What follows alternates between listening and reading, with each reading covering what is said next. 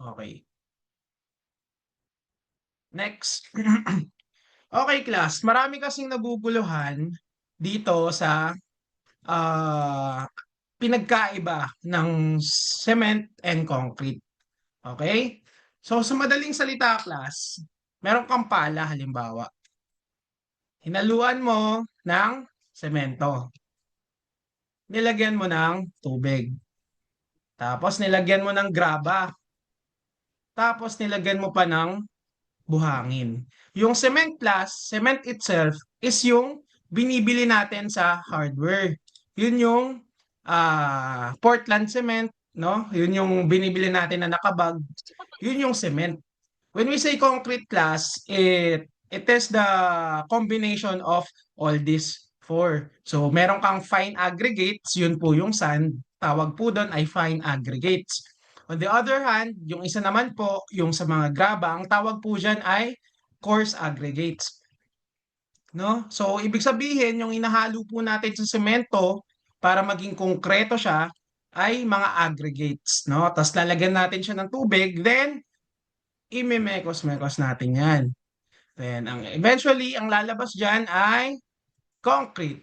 Okay? So, yung concrete na yan na po yung finished product na ina-apply natin sa mga structural members natin like beams, columns, or maybe sa mga floors, slab, ganon, no? Yan, ayan na po yung concrete. So, ngayon, alam niyo na yung pagkakaiba ng cement sa concrete. Okay? So, konting background lang. Kailan ba nagawa yung cement? So, yung concrete. So, ever since 6,500 BC, ginagamit na ng tao yung application ng concrete, no? So, by using mud and dirt, marunong na tayo sa pagdidikit ng gamit yung ano, no? Yung application ng concrete. Pero wala pang concrete ng panahon na yun. Nagawa po yung Portland cement for about 1826 if I'm not mistaken, no? So 1826 siya na-create, then ever since hanggang ngayon, widely used pa rin siya. Dahil nga sobrang dali niyang gamitin and mura pa. Okay? So concrete is a mixture of sand, gravel, crushed rock, or other aggregates. Okay? Held together in a rockline mass with a paste of cement, water. Concrete has a high compressive strength and very low tensile strength. So, hindi lang po fine aggregates at coarse aggregates na buhangin tsaka graba yung hinahalo natin. In some other cases, nilalagyan pa po natin to ng mga tawag dito, fibers. Halimbawa, yung thesis namin, hinaluan namin ng ah, carbon fiber. Yun, etc. No? So marami kang pwedeng ihalo sa konkreto para makuha mo yung desired strength na gusto mo. Okay? So concrete has a high compressive strength and very low tensile strength. So meaning po ng compressive strength, sa madaling pagpapaliwanag, compressive strength is iniipit. No? So halimbawa, ito yon. Iipitin ko siya both sides. Kita ba? Tanggalin ko na nga yung ano ko. Video. Ayan. So, halimbawa, ito yung ano ko, member ko. Inipit ko siya, then hindi ko kasi mapipisa eh, no? Tawag po doon ay compressive, no? Compressive, iniipit. On the other hand, ang tensile naman po, or tension, hinihila ko siya. Okay? So, ibig sabihin po nito, yung semento ay mataas in compressive strength. Ibig sabihin, malakas siya. Pero mahina siya sa tensile strength. Kaya ang ginagawa po natin sa Pilipinas, mababa ang tensile strength ng concrete. Anong ginagawa natin? Dinadagdagan natin ng bakal. Yung bakal po kasi, strong in tensile strength, no? So malakas siya in tension.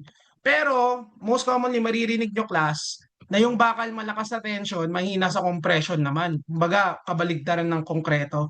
Hindi po, malakas din po yung bakal in compressive strength and tensile strength kumpara dito sa concrete, no? So, ginagamit lang natin tong concrete sa design natin para makamura and para ma-hold yung mga bakal na gagamitin natin. Okay? So, dako tayo sa reinforced concrete. Is a combination of concrete and steel wherein steel reinforcement provides the tensile strength lacking in the concrete. So, gaya nga ng sabi ko, class, yung concrete ay mahina sa tensile.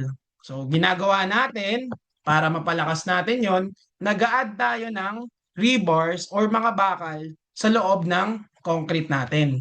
So, therefore, lalakas na yung tensile natin, malakas na rin yung compressive natin. Okay?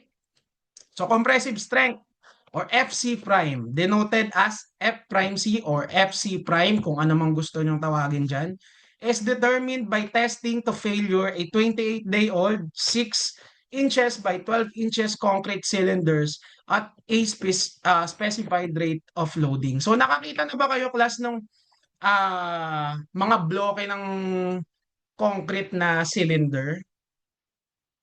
So, yung mga cylinder po na yon, yun po yung ginagamit natin para matest yung compressive strength ng concrete kung gaano siya kalakas, no?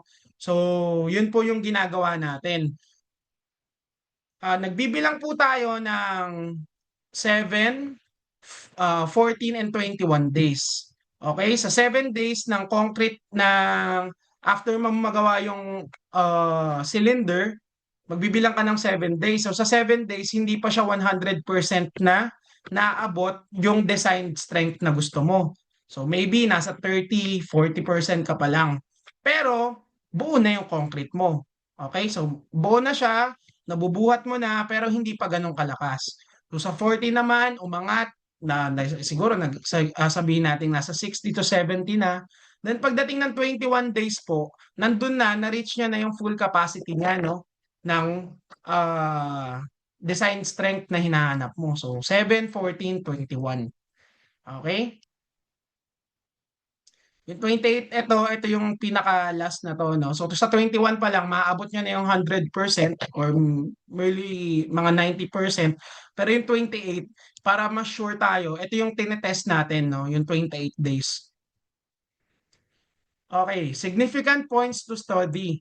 In the Philippines, the compressive strength is usually tested using UTM. So UTM is Universal Testing Machine. Usually, the minimum compressive strength are the follow. So yung UTM po, machine po to na merong compressive testing kung saan yung sabi ko ang cylinder kanina, inilalagay natin dun sa gitna. Tapos, iniipit po siya nung machine na yon. So, nakapanood na ba kayo ng mga video na iniipit yung mga bagay tapos nasisira? So usually, yun po yung UTM, no? So meron po yun, kapag inaipit niya na po yun, hydraulic press kasi yan eh, no? So pag naipit niya na yun, magre-read na ngayon kung gaano kalakas yung concrete mo na nailagay doon. So for normal concrete, the FC prime or F prime C is 3,000 to 5,000 PSI. Normal concrete to, class. Meron kasi tayong mga high-end concrete. So, halimbawa, yung mga lightweight concrete, yung fast, yung madaling, ah, yung, halimbawa, ginawa mo yung concrete na to, tapos madali siyang natuyo. Meron tayong mga ganon, no? In some other cases, ginagamit natin yun. Pero sa normal na buhay or sa projects, ginagamit natin yung normal concrete lang. So 3,000 to 5,000 PSI po yung mga common compressive strength ng concrete natin. So yung 3,000 PSI is merely 21 MPa, pero hindi yan equal or 28 MPa naman and 35. So mag-add ka lang ng 7. Sorry. Tensile strength. Tensile strength of concrete varies from about 8 to 15% of its compressive strength. A major reason for its small strength is the fact that concrete is filled with fine cracks. Ngayon, class, kung mapapansin nyo, no, kapag patayo kayo ng bahay, tapos reinforced concrete yung ginamit nyo, tapos hindi nyo nilagyan ng waterproofing, ang mangyayari, 'di ba, tatagos yung tubig. Halimbawa, umulan, tatagos yung tubig sa pader. Pag walang waterproofing na maayos, anong ibig sabihin nun? Yung concrete po kasi natin, kahit na heal na siya or naging compact na siya, meron po yung mga cracks, no? Meron yung mga voids kung saan yung tubig ay nakakapasok. So, ibig sabihin po, tawag dito, kapag wala kang waterproofing, papasok yung tubig kasi nga may mga cracks tayo doon sa concrete natin. Then, kaya mahina yung concrete natin sa tensile. Kasi isipin mo, yung isang bagay na full of cracks or full of voids, tas hinatak mo, 'di ba ano, madali siyang magfi-fail, magko-collapse kasi nga full of crack siya. Pero kapag kinompress mo siya, since full of voids nga siya, syempre yung mga voids mas masisiksik doon. So eventually, mas malakas talaga yung compressive strength ng concrete natin kumpara sa tensile strength. Two indirect tests have been developed to measure concrete tensile strength, are modulus of rupture and split cylinder test. So anong itsura nun? Sa split cylinder test po, ito yung itsura. So meron kang cylinder concrete, iniipit mo magkabilaan, then magkakaroon po ng tension zone yan, then yun po, makukuha na natin yung tensile strength niya. Isa naman, halos same lang, gumagamit po tayo ng pa-box or rectangular na mold ng concrete, no, or shape ng concrete. Then iniipit natin sa taas. Then magkakaroon din yan ng tension zone sa ilalim. Then marireach na natin or mariread na natin, sorry, yung tensile strength ng concrete natin, no. Okay, so for normal weight concrete class, meron tayong mga uh, formula na hindi magbabago. So, pakilista po ito. EC is equals to 4,700 F prime C. FR is 0.7 F prime C. FB is MC over I. Sa strength of materials, for sure, nadaanan nyo na tong FB. Ano ba tong FB? Yan po ay stress lang, no? Or, ano dito? Ah, ano nga yun? Sorry.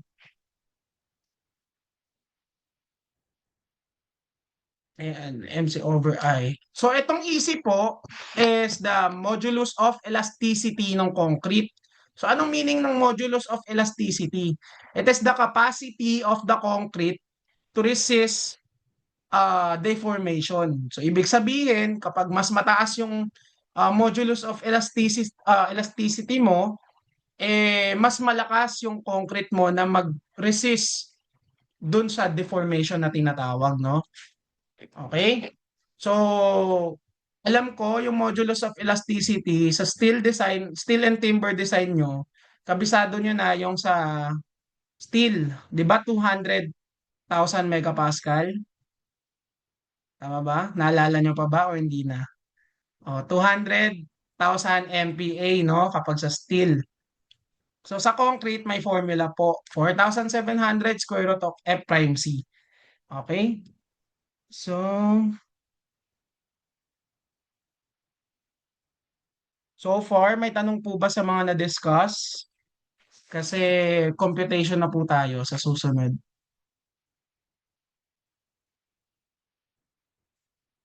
Wala.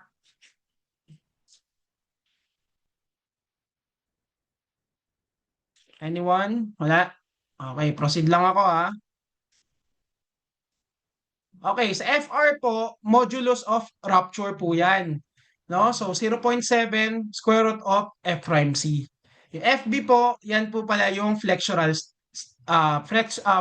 stress ng concrete. So MC over I lang siya. So next, introduction to loads. So, ay sige, basahin na natin. Magpapabigay sana ako eh. So, number one is dead load. Are loads of constant magnitude that remain in one position. They include the weight of the structure under consideration, as well as any fixtures that are permanently attached to it. For our reinforced concrete building, some dead loads are frames, walls, floors, ceilings, stairways, roof, and plumbing. So yung dead load po sa madaling salita, alam ko, alam nyo na to. So yung dead load po ay yung mga bigat na hindi na po natin maigagalaw. No? So halimbawa po, yung wall, na build na siya diyan, nakatayo na siya. So hindi mo na siya magagalaw unless sirain mo ta's gumawa ka ng bago 'no, ilagay mo sa ibang lugar. Pero in short, yung dead load are loads na hindi niyo na po maigagalaw. Okay, so fixtures din. Bakit kasama yung fixtures like water closet, lavatory? Kasi siyempre hindi mo nga siya magagalaw, nandun na siya, eh, fix na siya. So unless tanggalin mo, ilipat mo ah, sa panibagong place. Pero hindi naman ginagawa yun ng normal na tao 'no, kung wala namang problema. Okay, on the other hand naman po, live loads. Ano naman yung live loads? Kung yung dead load nagagalaw, ay hindi nagagalaw, sorry. Yung live load po nagagalaw. So, yung live load are loads na pwede mong galawin or ma-change in direction and magnitude. So, halimbawa, cabinet nyo, laman nun, dalawang damit lang. O, nilagyan mo ng limang damit or isang buong na pinuno mo yung cabinet. So, nag-change na yung magnitude niya, mas bumigat na siya, tapos pwede mo pa siyang maurong. So, you can change the position too. They include occupancy loads, warehouse materials, construction loads, overhead service cranes, etc. etc. In general, they are induced by gravity. Okay, no? So, yung mga live loads, sa madaling salita again, ay yung mga loads na nagagalaw. Number three, environmental loads. So, meron tayong snow, ice, rain, wind, and seismic loads.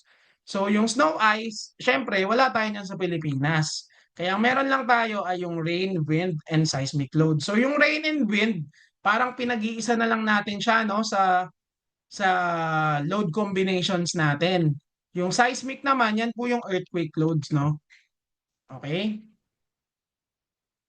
Next, meron po tayong tatlong stages before collapse. Number one is uncracked concrete stage. Number two, concrete crack, elastic stresses. Number three is ultimate strength. Okay? So,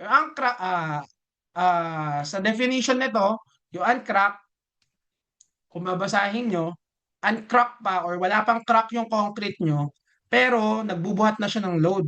No? So, um, meron na siyang stress na nangyayari sa kanya kasi nagbubuhat na siya ng load. Pero hindi pa siya nagka-crack. Sa concrete crack, syempre, nag-crack na yung ano mo, yung konkreto mo, no? Pero in elastic stresses pa. So, when we say elastic class, tandaan nyo, pag sinabing elastic is, halimbawa, ito, asan na ba ako? Ito ulit yung ballpen. Nag-apply ako ng load, tensional. O, ayan, hinila ko, intention. Anong mangyayari kapag elastic to? So kung malakas ako talaga, elastic, hahaba to, tama? So kung humaba to, tapos nasa elastic pa siya, tapos binitawan ko, babalik pa siya sa dati niyang point. Okay? Pag elastic, nag-apply ka ng load, humaba, babalik pa siya pag binitawan mo.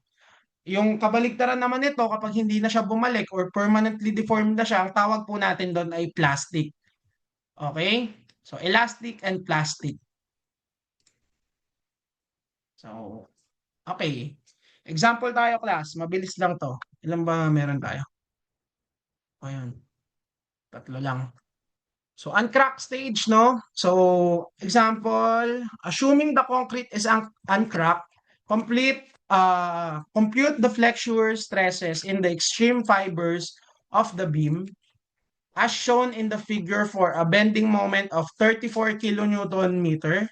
The concrete has an FC prime of 27.6 MPa. Determine also the cracking moment of the section. So beam is 300 by 455. Three pieces of 28 mm diameter bars with 75 mm concrete cover. So try natin to. I-drawing muna natin.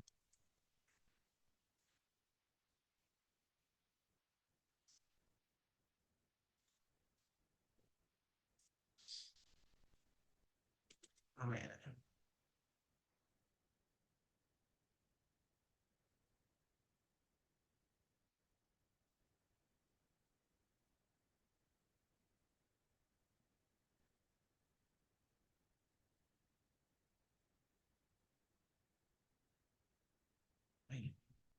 Okay. Ilang class hindi kasi nakasaksak.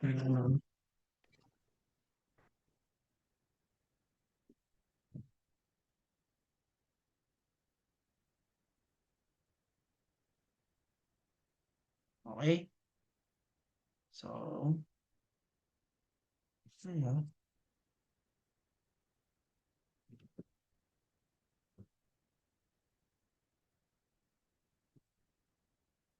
Okay. Okay. So, drawing muna natin yung beam class. So, sabi, 300 by 455.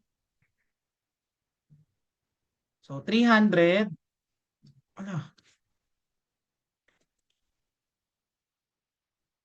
by 455.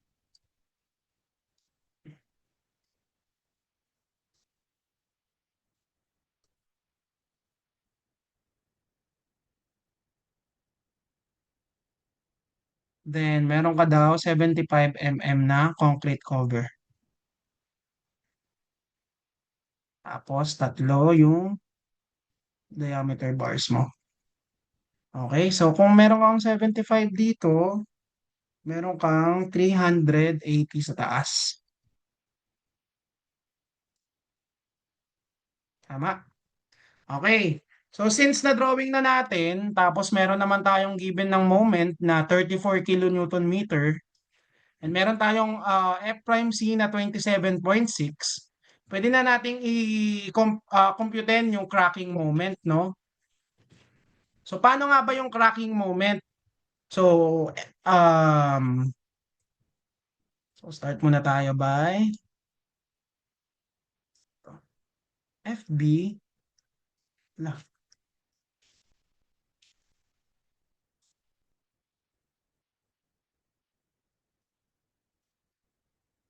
ayaw.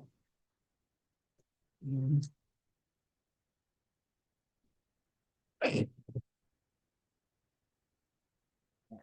So, hinahanap dito yung cracking moment, then yung flexural strength ng concrete, hindi ko na ilagay, sorry.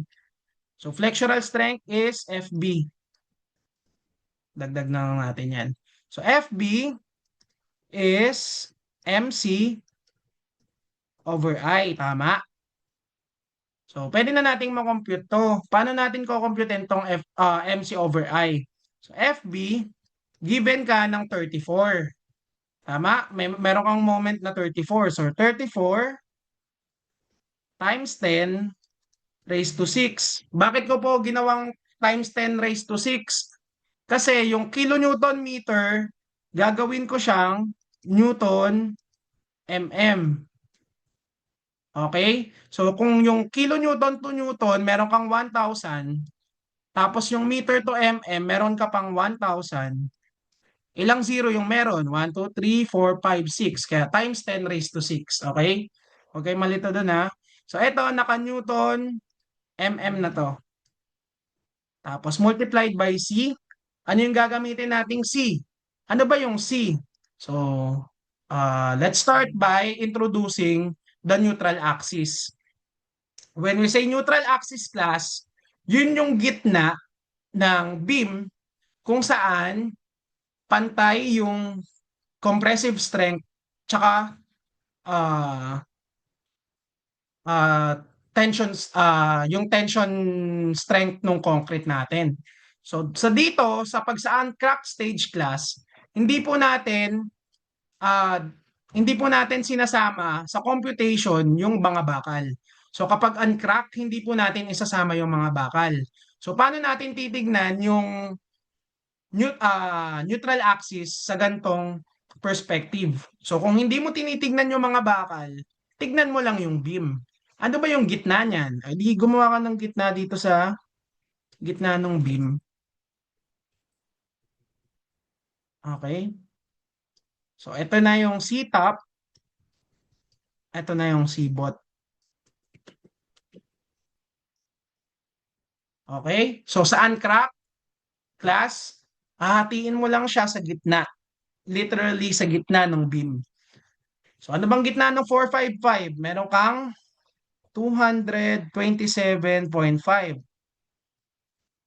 Dito rin 227.5. So meron ka ng C. Either way, kahit anong gamitin mo dyan, yung C-top or C-bot, pwede mong gamitin yan. So 227.5 mm.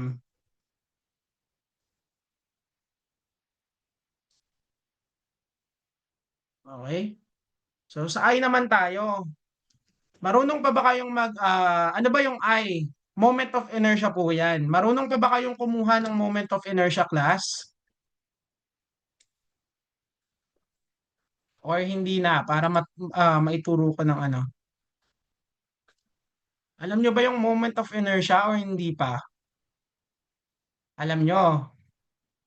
Marunong ba kayong kumuha ng moment of inertia or hindi na? Kasi alam ko nasa strength of materials pa to eh. So kung hindi nyo na maalala, okay lang naman, no? Marunong ba? Kasi baka pag sinabi ko dito, kung paano ko siya kinuha, hindi nyo maintindihan.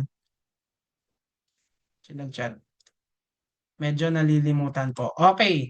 When we say moment of inertia class, may formula tayo dyan sa iba't ibang shape, no? Para mas mapadali yung buhay nyo, pwede nyo kabisaduhin lahat ng formula sa moment of inertia for certain shape, no? So, halimbawa, kapag square yung hinahanap mo, ang moment of inertia mo sa square ay BH cube over 12. Pwede yan. Pero tuturuan ko kayo ng technique na hindi kayo gagamit ng mga ganito.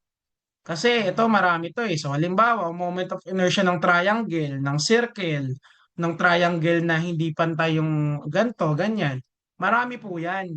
So tuturuan ko na lang kayo paano gumamit ng calculus technique, no? So gagamit po tayo ng integral. So madali lang to class, huwag kayong kabahan. So integral ng lapad niya. So ano yung lapad niya? Lapad niya ay ito, di ba? 300. Then, lagi kang may y squared. Hindi po mawala yung y squared ha. Lapad niya, y squared dy. Okay? Eto class, etong ginagawa ko, katumbas siya ng BH cube over 12. Okay? Meron kasi tayong, eto IX to eh. Meron tayong IY na binaligtad naman. HB cube over 12. Okay? So, kapag IY naman yung hahanapin mo, yung lapad naman na gagamitin mo ay yung 455. Pero for beam class, lagi nyo tatandaan, IX lang yung lagi nyong kukunin. Ano ba yung IX? Yung lapad. So, yung sa baba lang. So, yung export lang. 'Di ba meron tayong ano tawag dito? Cartesian plane. Ay, sorry. So, yung lapad na kukunin nyo ay yung sa export lang. Ito yung X, 'di ba? Ito yung Y. So, yung lapad na kukunin nyo ay yung sa X part lang. Kaya 300 y squared. Yung y squared class, hindi po nawawala yung y squared. Ngayon, pag gumamit ka ng integral, kailangan mo ng limits. Okay? Yung limits po nito is imagine, meron kang um, strip na sobrang liit. Ayan, sobrang liit. Ay, ang strip na yan, nagta-travel yan, papunta sa baba, papunta sa taas. Kumbaga, isipin nyo parang ini-scan niya yung beam, pababa, pataas, pababa, pataas. Okay? So, yung limits mo is yung trinavel nung strip natin. So, 200, negative 227.5 at 227.5. Sir, bakit ganyan? Bakit negative yung sa baba, positive yung sa taas? Kasi po, yung neutral axis natin, nag-a-act yan as our zero. Okay? So, ito yung zero part natin. So, kapag umangat siya, 227.5 positive. Pag bumaba siya, negative 227.5 naman. Okay? So, kung kukomputin natin, ewan ko kung ano siya. Try ko muna.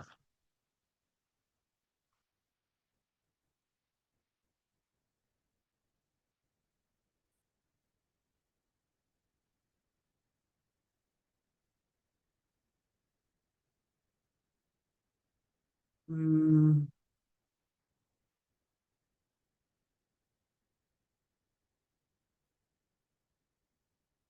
say 5, 4.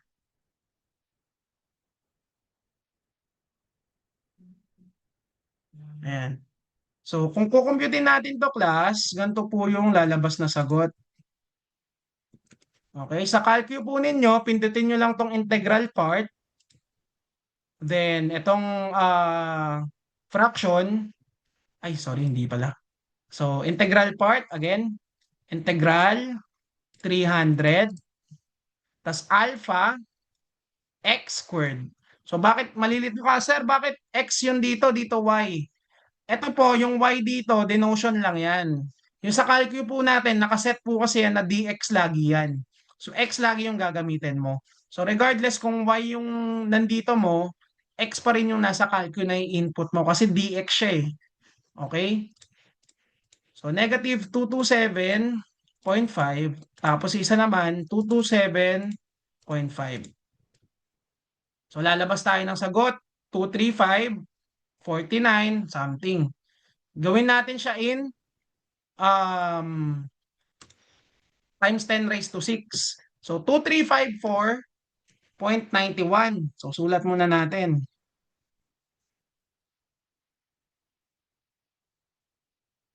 2354.91 times 10 raised to 6. So, ayan yung sagot in calculus form. Ngayon, try naman natin yung BH cube over 12. Sa ganito, madali lang, substitution, pero kailangan mo nga magkabisado ng formula. So, ano yung B? That is the base. Ano yung base? 300. Ano yung height? 455. Cube over 12. Pansin nyo, parehas lang. 254.91, 254.91. So either way, kung saan kayo mas sanay, basta tinuruan ko kayo ng calculus form, pwede nyong gamitin to, no? So kung rectangular lang naman yung pinapahanap ni sir, L lang yung gagamitin nyo, BH cube over 12. Pero rest assured class, hindi na po ako magbibigay ng kung ano-anong shape. Kasi nung college ako, binigyan kami heart eh. So, nagulo yung buhay namin. Paano namin kukunin yung moment of inertia? Pero ngayon sa inyo, ito lang po yung bibigay natin. Kasi wala namang nag-exist na heart shape na beam, no? Sino magpapagawa ng heart shape na beam? Okay, so rectangular lang po tayo. So, BH cube over 12, pwede nyo gamitin yan. Okay? So, computing na natin. Ano, nawala.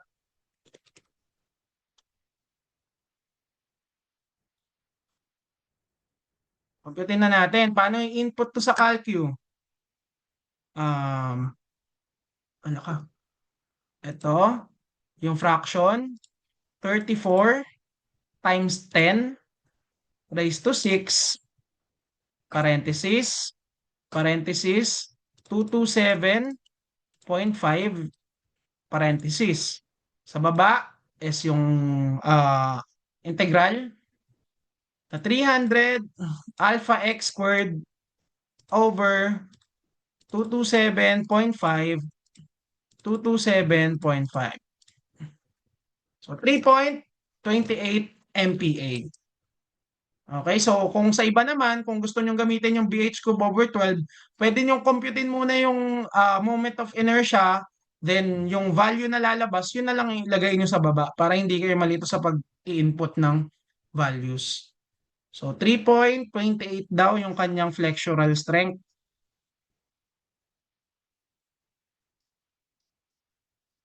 Okay, na-gets ba yon? Gets? 3.28. Ngayon, yung isa pang pinapahanap sa atin, determine also the cracking moment of the section. So ano nga ba yung cracking moment natin, no? So, meron po tayong formula kanina na sinabi ko na FR is equals to 0.7 square root of F prime C. At meron din po tayong formula for FR na MCR C over I. Sir, wala ka naman binigay na ganyan. So, ito po, flexural strength pa rin yan, pero rupture. So, imbes na normal na moment yung gagamitin, cracking moment na po yung gagamitin natin. Okay? So, in this case, pwede po natin siyang ipag-equal. Tama? So, 0.7 square root of FC prime is equals to MCR C over I. Therefore, pwede na po nating mahanap yung value ng MCR. Okay?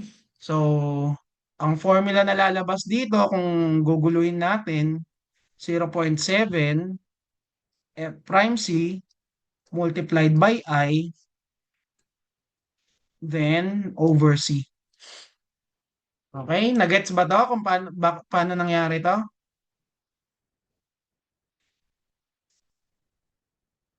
Nagets po ito? Nagets? Okay, nagets. So, meron ka ng formula para makuha si cracking moment, class. O, edi gawin mo na yung ano, para ma-solve mo si cracking moment. So, MCR is equals to 0.7. Ano F prime C mo? Given ba? Given na 27.6. O, 27.6 multiplied by, wag na natin gamitin yung calculus, baka namomblema na eh. Yung BH cube na lang. So, 300 by 455 cube over 12. Tandaan nyo, class, ha?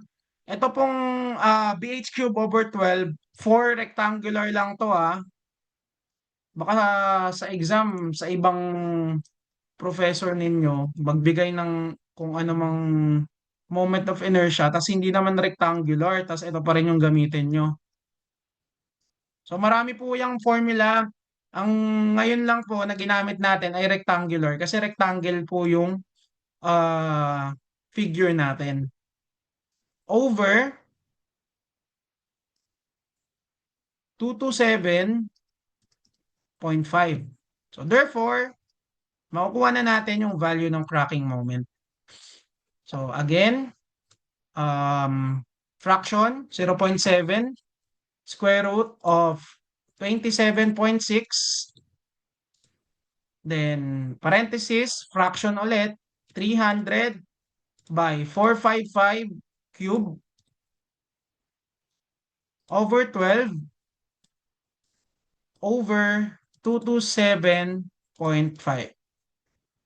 So value is, ang dami, di ba? Pero po, naka-ano yan, naka-kilonewton meter. So gagawin mo, times 10 raised to 6 ulit. So 38.07 kilonewton meter.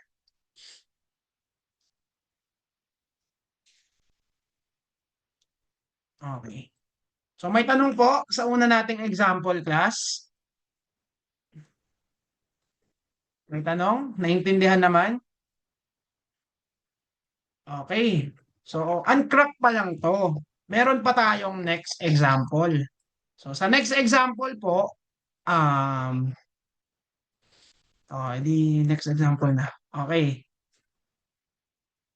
Transform stage naman tayo. So, ano ba yung transform stage, class? Sa transform stage po, kung kanina sa uncrack, hindi natin pinapansin yung bakal. Sa transform stage po, papansinin na natin siya. Okay? 'Di ba? Napansin nyo sa kaninang example, yung 3 pieces ng 28 mm bars, hindi naman natin nagamit pero given. Sabi kasi uncrack. So, hindi mo siya papansinin. So, example natin to.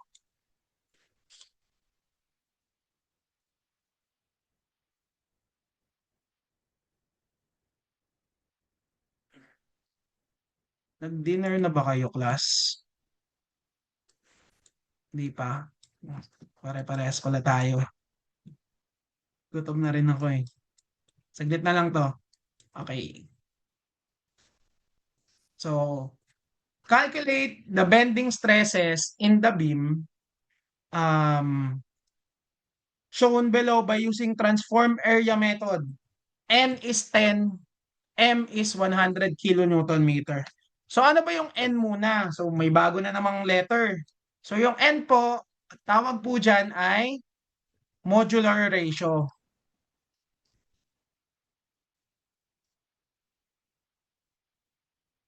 So ano yung ratio niyan? That is the ratio between the modulus of elasticity for steel over modulus of elasticity for concrete. Okay? So, ayan. Share ko lang. Okay. Drawing muna natin. Ang pinakamadali po kasi para ma-solve yung mga gantong problem is dinodrawing muna. So, 300 by 510 daw. Ano? Hindi naging square.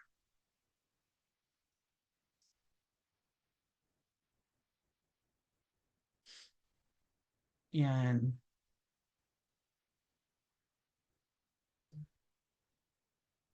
Pangit.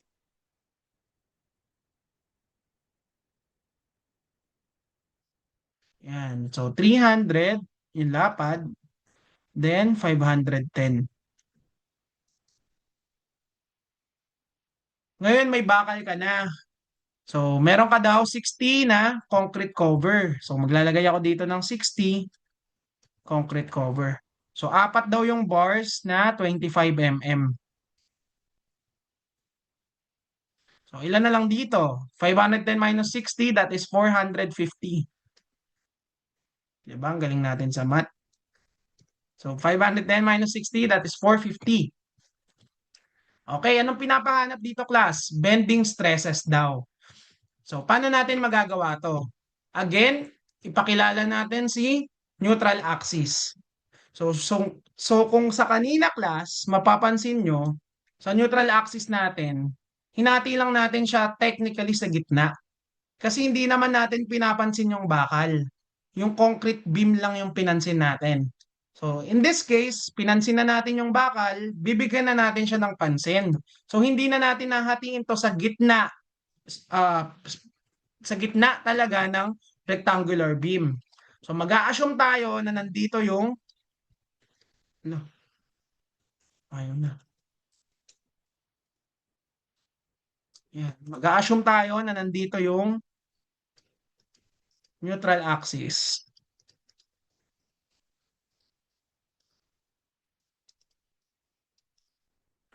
Okay? Ngayon, yung sa taas class is the compression zone. Lagi nyo tatandaan na, compression zone, tension zone. Not unless special cases like, anong tawag doon? Saka na yun. Pero most commonly, kapag yung mga beam na um, normal lang, compression natin nasa taas, tension nasa baba.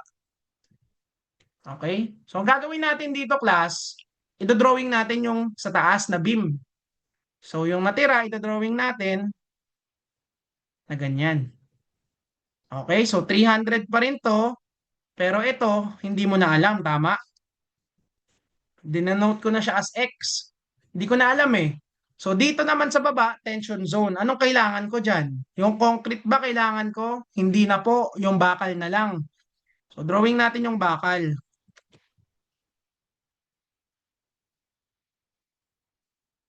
Ayaw mag... Yan. So, gaano yan kahaba? This is 450 minus X. Bakit naging 450 minus X? Ito po yung 450, di ba? This is the 450. Eh, sa taas mo, X. Para mahanap mo yung distance sa baba, edi 450 minus X. Tama? Nagets yun? Okay. So, meron ka ng bakal tsaka concrete. Okay? So, paano natin to sinosolve? Sa bakal class, kapag single reinforced bar lang siya, ibig sabihin, sa isang zone lang yung may bakal. Para sa transform stage, ang ginagawa po, naglalagay po tayo ng abbreviation na NAS. Okay? So ano ba tong NAS? Yung N, that is the modular ratio given. Ano yung AS? That is the area of steel. So ano ba area ng steel? Mamaya na yan. Solvein muna natin. Yung x po muna yung pinakakailangan natin. So paano natin makukuha yung x sa figure na to? Makukuha po natin yan by taking moment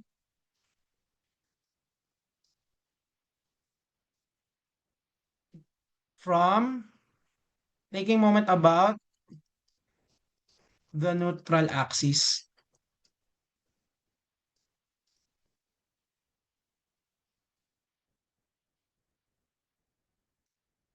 So marunong naman kayong mag-moment, tama ba? Marunong kayong mag-moment. Ano ba yung formula ng moment? Balik tayo sa basic. Moment is force times distance, tama? Force times distance. Naalala nyo pa ba to? Or nagbakasyon na rin tong moment na to? So moment is force times distance class. So ang gagawin daw natin, magmo-moment tayo sa neutral axis. So again, titingin tayo dito sa neutral axis. Dito Yan, diyan ka lang titingin. Tapos, imo-moment mo daw yung dalawang figure. Ano yung dalawang figure na yun, sir? Mo-moment mo daw itong concrete sa taas at itong bakal sa baba. So, paano yun? Gawa tayo ng example na computation. So, moment mo yung concrete sa taas. So, 300 times x.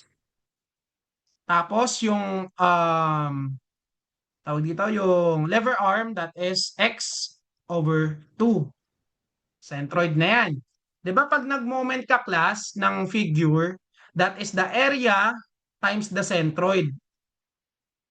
So ang centroid niya is x over 2, tas ang area niya is 300 by x. Okay? So yung ito ay area, this is the area, this is the centroid. Okay? Ganun lang po nagmo-moment ng figure Pag forces naman po kasi, dun po yung basics na tinatawag natin na force times distance. Pero pagdating po sa mga figures, ganyan po. So area times centroid is equal to, um, ito, paano natin yung moment to? NAS. So ano yung NAS? That is 10. Saan mo nakuha yung 10, sir? Ayun yung N. O ngayon, paano natin kukunin yung area ng bakal? That is apat na piraso multiplied by area ng bilog. So ano ba area ng bilog? That is pi d squared. So 25 mm squared over 4. Okay? So ito po yung area ng steel.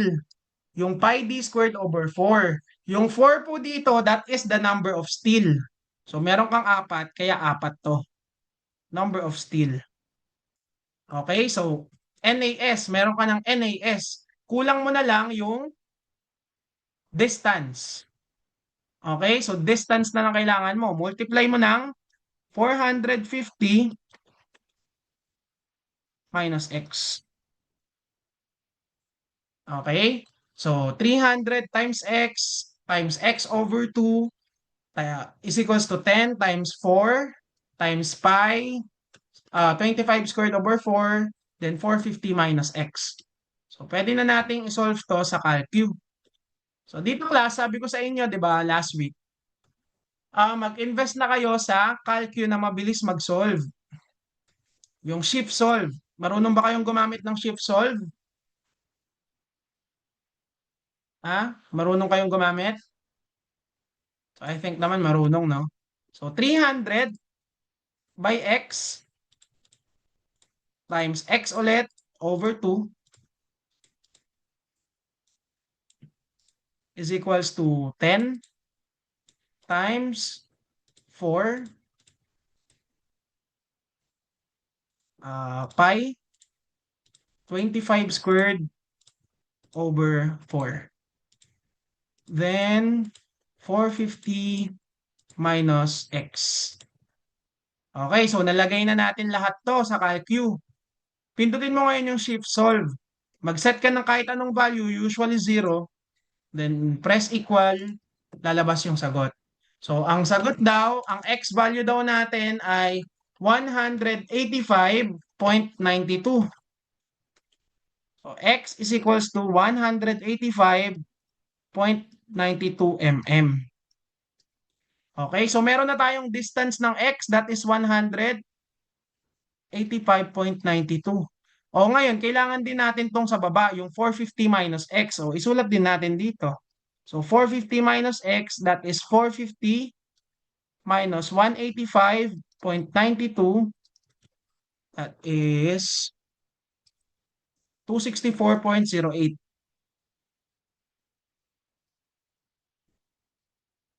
Okay?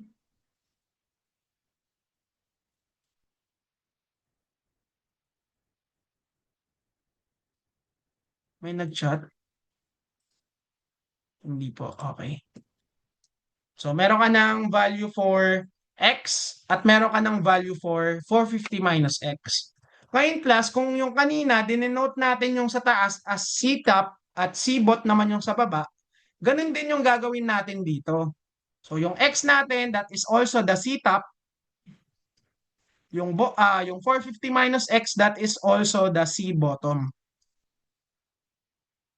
Okay? So, meron ka ng CT, meron ka ng CB. Ano nang gagawin mo? Pwede mo nang hanapin yung moment of inertia. So, ito na naman tayo. Paano hanapin yung moment of inertia? Saan yung draw? So, again, pwede ka pong gumamit ng BH cube over 12 at pwede ka rin pong gumamit ng um, integral. So, ngayon, gamitin muna natin yung BH cube over 12. No? So, BH cube, that is yung una munang figure na kukunin natin. Kasi dalawa to, may inertia to eh. So, una muna is yung concrete. Mag-focus tayo sa concrete ha. Ito muna. So, that is BH cube. Ano yung B? 300 cube. BH 185.92 cube over 12. Yan. So, BH cube over 12. Ngayon, meron ka pang NAS. Paano kunin yung moment of inertia netong NAS?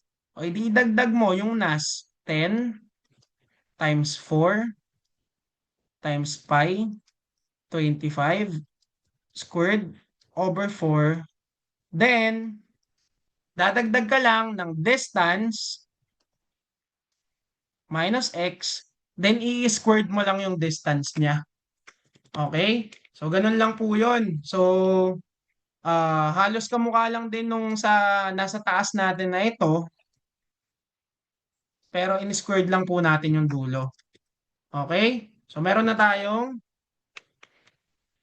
Ix. So, masosolve na natin to. 300 by 185.92 cube over 12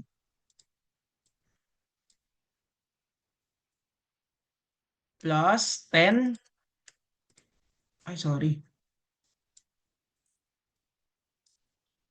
10 times 4 times pi times 25 squared over 4 times 450 minus x squared.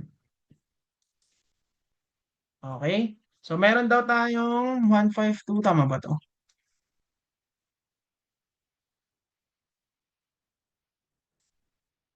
BH cube over 12.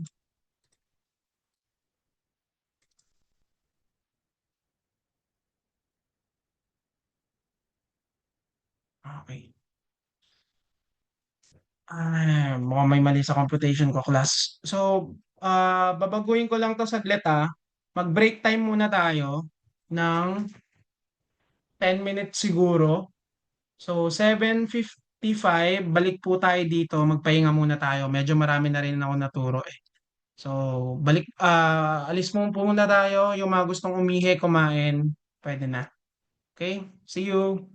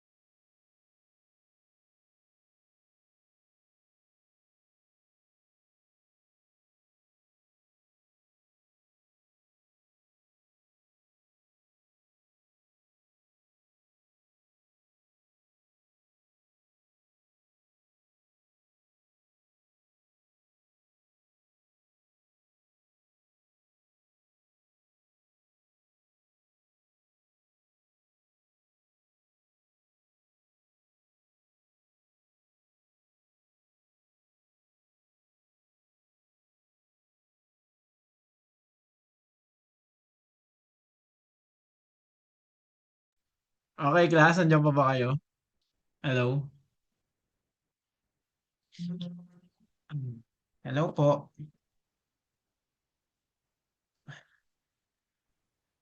Hello, Evening, hello. sir. Ayan, good evening po.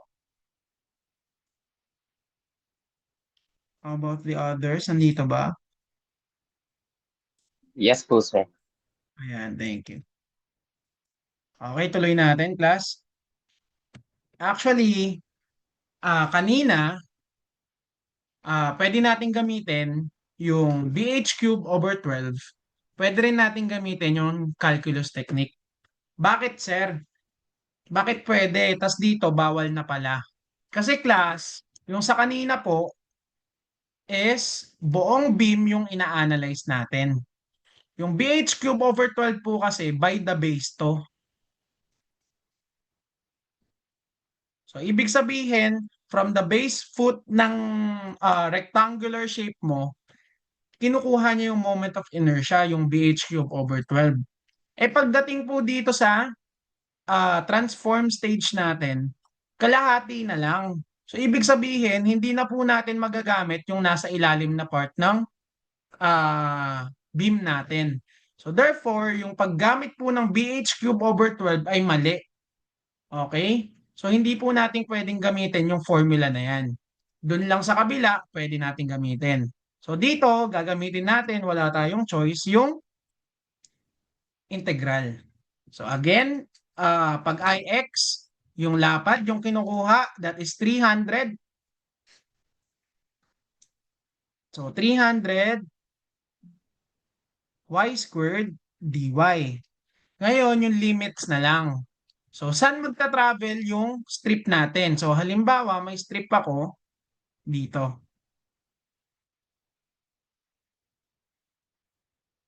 So, saan magta-travel yung strip natin? Magta-travel siya from 0 papunta sa 185.92. Tama? So, bababa, aangat siya. Pero hanggang neutral axis lang siya. 'Di ba? So, neutral axis kasi natin, that is the baseline. Yan yung zero natin. Therefore, pwede nating sabihin na ang lower limit nito ay 0, ang upper limit ay 185.92. Okay? So, ngayon pwede na nating makuha talaga yung tamang sagot. So, input lang natin sa calcu.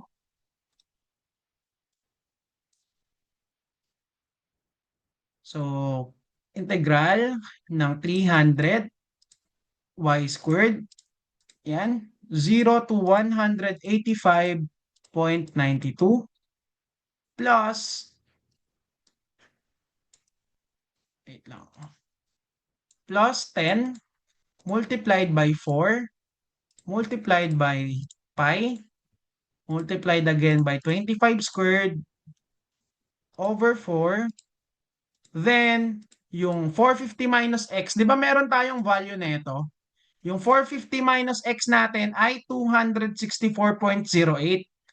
So, yun po yung ilalagay natin doon. So, 264.08 squared. Okay? Again, ganito po yung input, 300x squared, 0 to 185.92. I-add mo ngayon yung NAS, that is 10 times 4 times pi times 25 squared over 4. Then, yung distance ng bakal sa neutral axis, that is the 264.08, tapos squared mo lang. So, mahanap na natin. So, ito, 2011. Gawin natin siyang times 10 raised to 6 para mas mapadali. So, 2011.96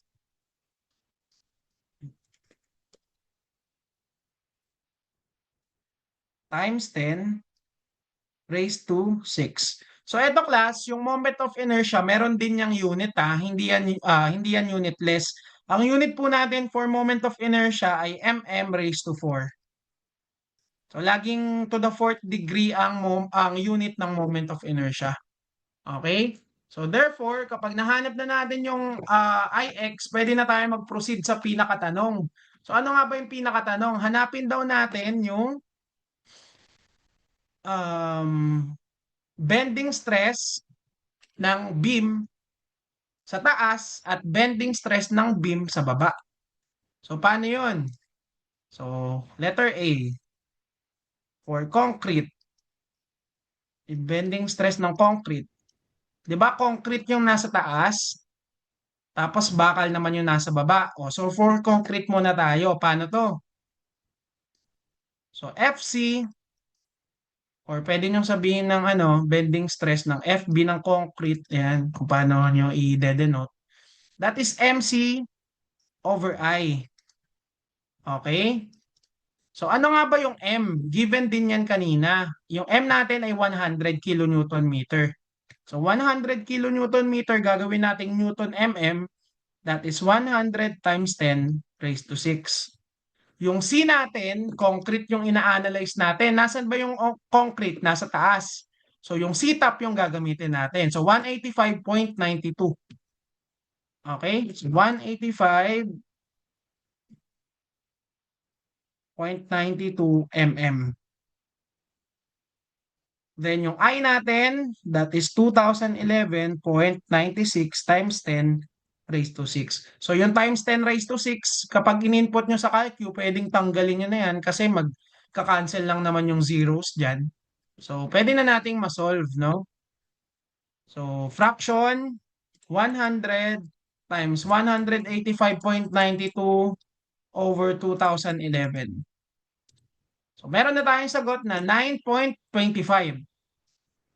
So, ang bending stress daw ni concrete sa taas ay 9.25 megapascal. Okay? This is the top. Ngayon, paano yung bottom? So, B is for steel naman. Yan. So, may formula tayo kung sa concrete, MC over I. Sa steel din, MC over I din. So, lagay natin as FS na lang to or FBS. MC over I. Ngayon, sir, kung gagamitin natin yung formula na MC over I, parehas lang yung magiging sagot nito. Hindi po. Kasi yung C po is magbabago. C-bot na po yung magagamit natin. Dito is C-top, dito is C-bot. Tapos, bukod dyan, nilalagay po natin yung modular ratio dito sa steel. So, lalagyan pa natin ng N yan. So, ang pinaka-formula na po dito for our steel sa transformed method is NMCI. So, pwede na natin siyang ma-solve. So, 10 multiplied by 100 times 10 raised to 6. Yung C bottom is 264.08. 264.08 over 2011.96 times 10 raised to 6. So, cancel out ng times 10 raised to 6. Mahanap mo ngayon yung sagot. So, 10 times fraction 100, 264.08 over 2011.96. So, ang bending stress po ng ating steel ay 131.26.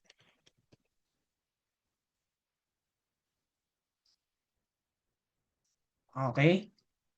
So kung makikita nyo class, dito pa lang malalaman na natin na ang capacity ng concrete ay lubhang mas maliit kumpara sa capacity ng steel. So dito nagpapatunay na mas malakas yung steel in bending stresses, no? So bending strength ng steel natin is mas malakas talaga kumpara sa concrete. So may tanong po ba dito sa second example natin? Kasi I think this is the last example na. May tanong po ba dito? Nagets? Mukha namang nagets, no? So, last, ano to? Palitan ko lang ah.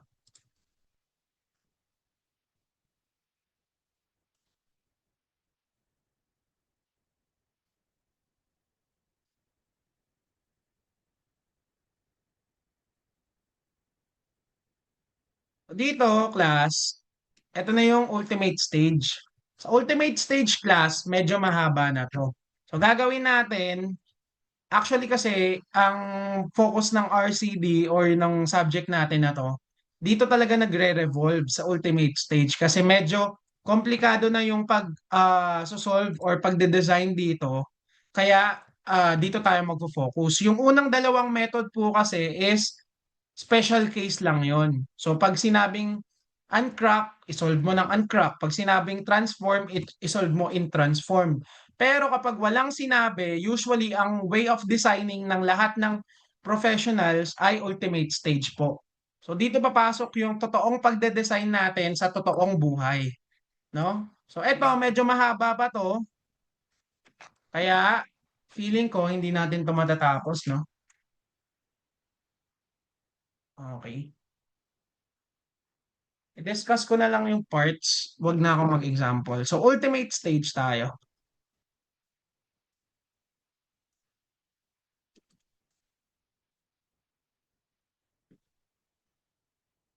Okay?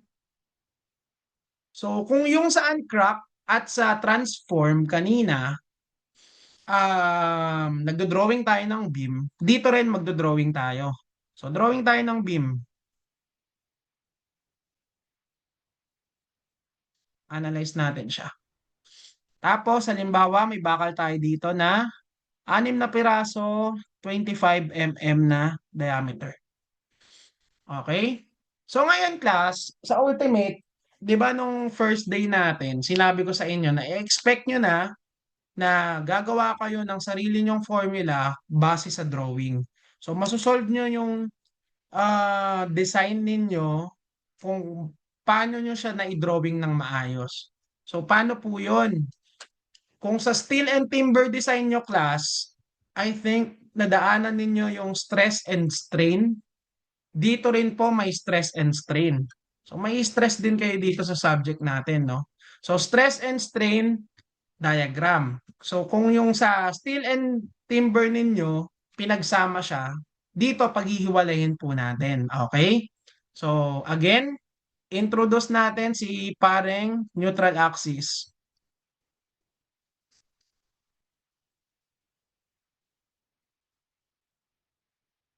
Okay? Yan.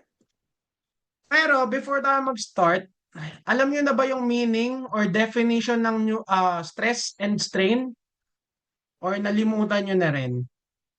Alam niyo na ba ang meaning ng stress and strain? Anyone? Pwedeng mag-chat na nakalimutan na.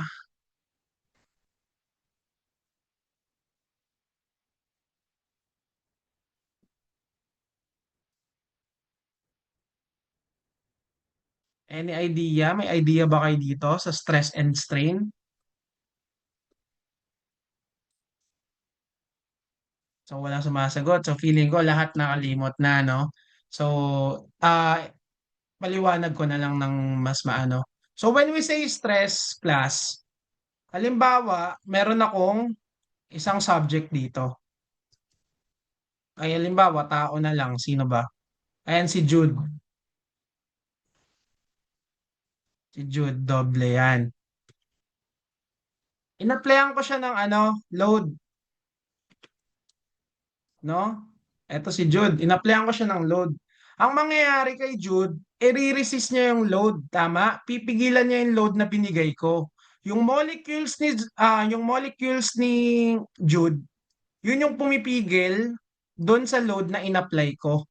So therefore, si Jude ay under stress. Okay? Yung molecules na yon, ang tawag po natin doon sa pagbabalik doon sa binigay sa atin na load or yung pagre-resist ng molecules doon sa load ay stress. Okay? So ito po yung stress na tinatawag. So ibig sabihin po, ang stress po kapag marami ng masyadong load, subjected na yung subject natin into stress. Kaya kung mapapansin nyo in language ng mga tao sa sa Pilipinas, ang bigat-bigat, ang dami ko nang dinadala, nai-stress na ako. So parang ganun din yung ano nun eh, 'di ba? Parang ganun din yung definition nun. So ang bigat-bigat, may dinadala ka, nai-stress ka, subjected to stress ka. So ganun po 'yon. In mathematical form po, ano pong equation nito? Stress is equals to P over A. Okay? Ano tong mga to? Yung stress po ay sigma, yung P po ay load, applied load. Ito naman yung surface area kung saan ka nag-apply ng load. So halimbawa, 'di ba in-apply ko sa ulo ni Jude. So halimbawa, yung ulo niya, yung bilog sa taas, yun yung surface area ng ilalagay mo sa ibaba. Yun yung surface area na sinasabi ko. Okay? So, ito po in mathematical form. Ngayon, ano naman yung strain? Okay? Strain naman tayo, class. Sino bang magandang example? Si John Manuel Conopio. O, halimbawa si John. Si John naman. Yan. In-applyan ko ngayon ng load. Pero intention para mas madali nating ma-visualize. So si John, elastic siya, no? Halimbawa, yung isa siyang elastic man, humahaba siya, no? So therefore, pag in-apply ko ng load ng patension si John Manuel, mangyayari sa kanya haba. Tama? Hahaba siya. Yung paghaba po na yon, ang tawag po natin doon is strain. Ano nga ba in mathematical grammar yon? So epsilon is equals to change in length over the original length. So i-distinguish natin. So change in length daw, ito yon, 'di ba? Yung kung gaano kahaba yung hinaba niya. Yung original length, yun talaga yung height ni John Manuel. Okay? So makikita natin dito, class, sa pag-explain ko, no, na ang stress at strain ay directly proportional, tama? The more stress na hinahandle mo or the more stress na subjected yung isa nating member, the more strain it will produce. Tama? So kapag mas mabigat yung hinila natin kay John Manuel, 'di ba, subjected to higher stress siya.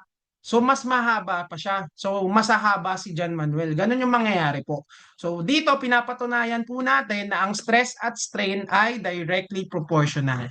Okay? So ngayon, class, i-drawing na natin siya in RCD, no? Paano natin to dinodrawing? So sa RCD po, nagdo-drawing tayo ng stress strain diagram. So dito stress, dito ay strain. So sa stress, magdo-drawing tayo ng arrow sa baba. Hindi po ito nagbabago, class, ha. Arrow sa baba. Then rectangular arrows naman sa taas. Okay? So ngayon, yung area ng rectangular na to, kailangan alam din natin. So ito ay 0.85 F prime C. Okay? Tapos, itong nasa taas, papunta dito sa neutral axis, ang tawag po natin dito ay letter A. Yan, denote natin siya as letter A. So therefore, ang area neto, kung kukunin natin yung area neto, ito ay 0.85 FC prime A. Tama? O ngayon, gusto natin kunin yung centroid. O ano to? This is A over 2, tama? Ito rin, A over 2 rin to. Diba? Tama? Okay. So, itong arrow sa taas, class, this is the compression. Itong arrow sa baba, this is the tension. Okay? Ayan lang po yung titignan ninyo ha. Ngayon, missing pa tayo ng distance dito sa baba. Hindi pa natin alam to. So, paano natin mahahanap yan? I-drawing muna natin yung strain class. So, sa strain po, itong T class nakatapat to sa ano, bakal ah. So, yung strain po ay ganito ang itsura.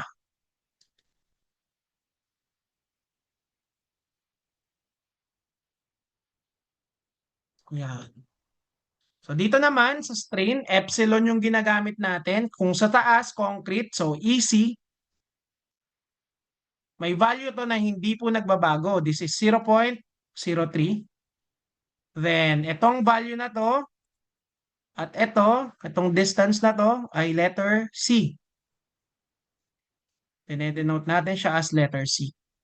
Tapos, ito at ito ay D minus C. Sir, bakit naging D minus C? Kasi po, etong part na to, sa upper part ng beam natin, hanggang sa centroid ng bakal, that is the D. So ano bang meaning ng D, sir? So yung D po, yan po ay tinatawag nating effective depth, no?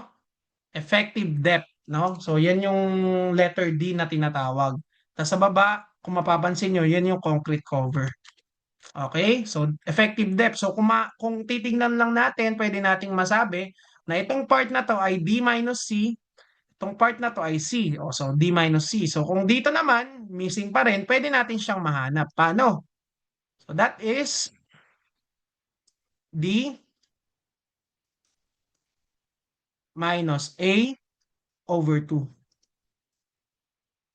This part hanggang dito.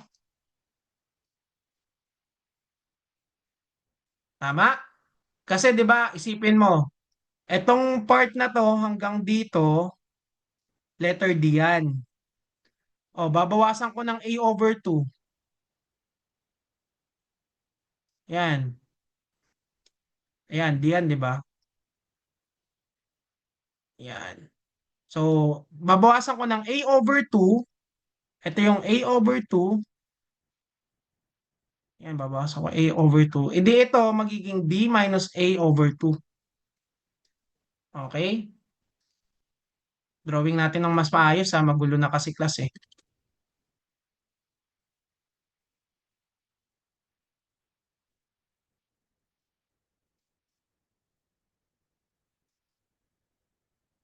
Ito po ay A over 2.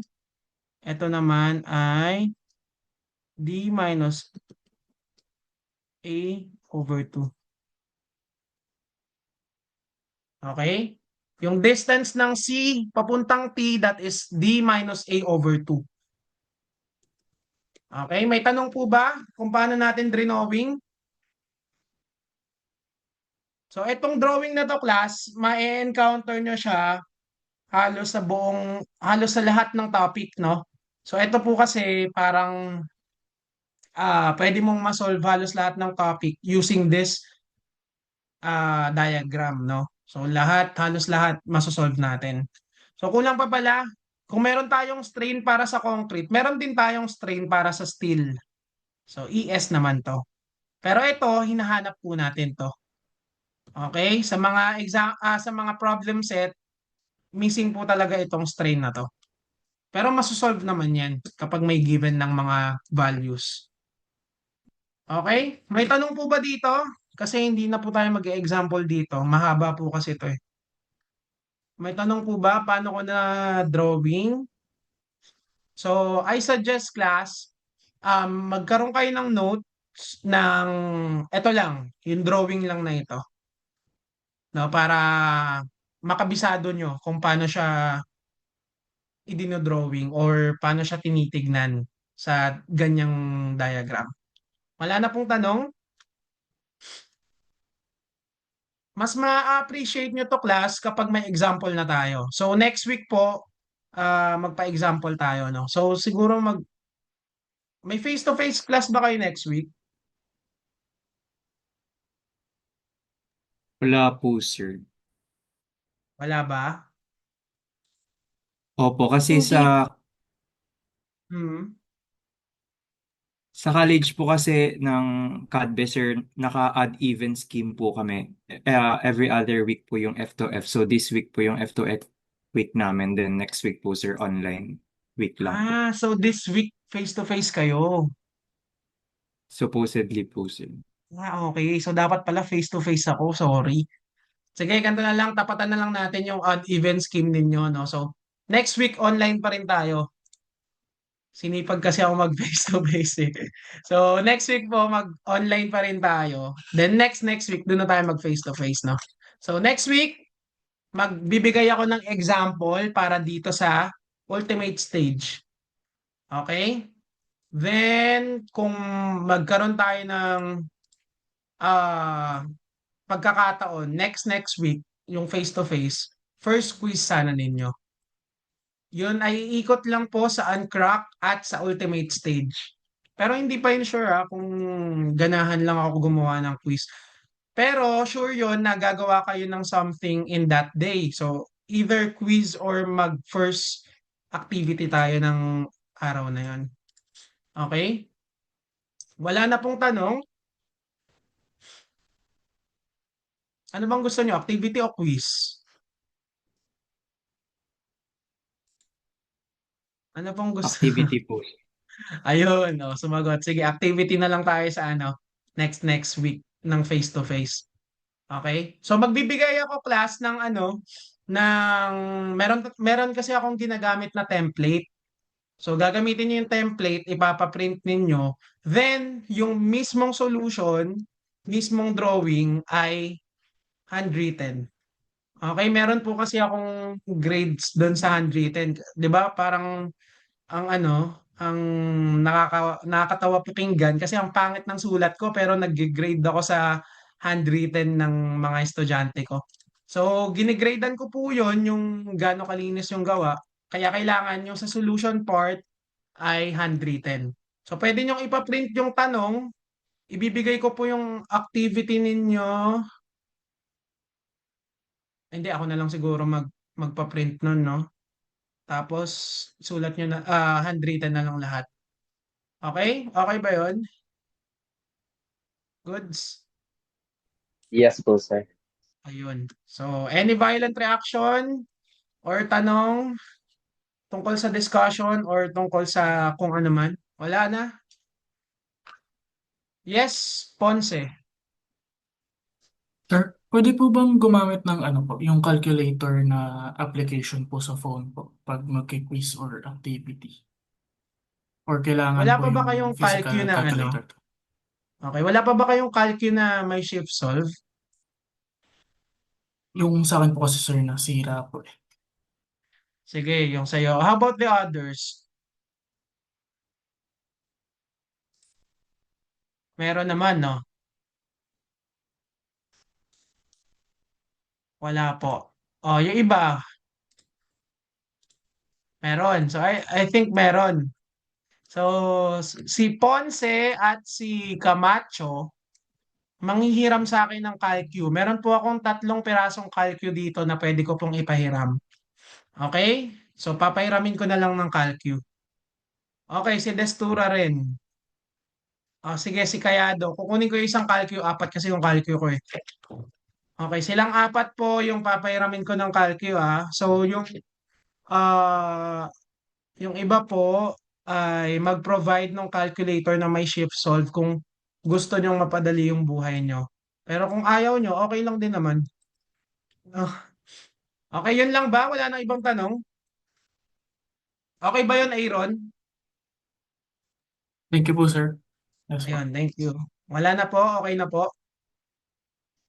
Okay. So, stop lang ako ng share screen. So, class, bibigay ko po yung link netong OneNote natin, no? Para may online notes kayo. So, anytime na lalabas kayo, kung gusto nyong mag-aral, wala kayong magawa, pwede kayong mag-aral dun sa solution ng example natin. Okay?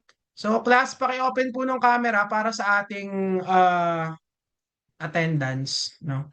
Salamat po sa mga nag-on cam for today, for today's discussion, no? Salamat po. Okay. So, first slide, 1, 2, 3.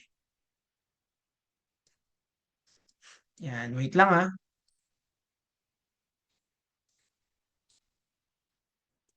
BSRK 5-4. Second slide, 1, 2, 3. Iyon. So, kung wala na pong tanong, for today, pwede na po kayong umalis. Pero kung magkaroon kayo ng tanong mamaya habang nag-aaral, welcome naman po akong tanggapin yung mga magiging tanong ninyo. Okay? So, thank you class for today and for listening. Maraming salamat po. Have a nice dinner. Salamat!